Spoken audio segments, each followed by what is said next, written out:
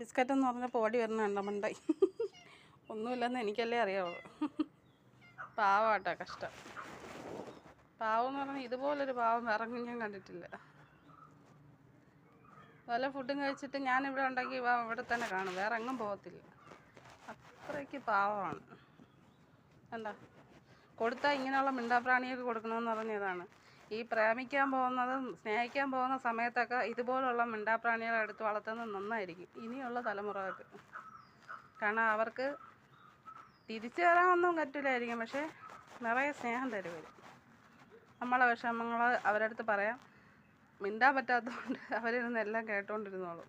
കുറച്ച് കഴിഞ്ഞ് മടുക്കുമ്പം മിയാവ് എന്ന് വിളിച്ചിട്ട് തിരിഞ്ഞു പോവുകയും ചെയ്യും. പോരെ, ഇത്രയും നല്ലൊരു സുഹൃത്തിന് നമുക്ക് വേറെ എവിടെ കിട്ടും?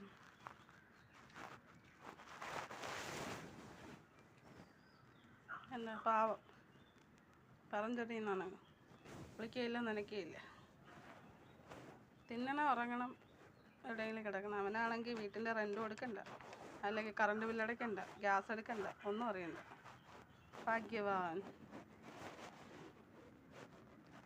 പൊന്ന പൊന്ന പൊന്ന പൊന്ന പൊന്ന പൊന്ന ഇങ്ങോട്ട് നോക്ക്. എന്നാ ബിസ്ക്കറ്റ് എന്നാ പൊന്ന.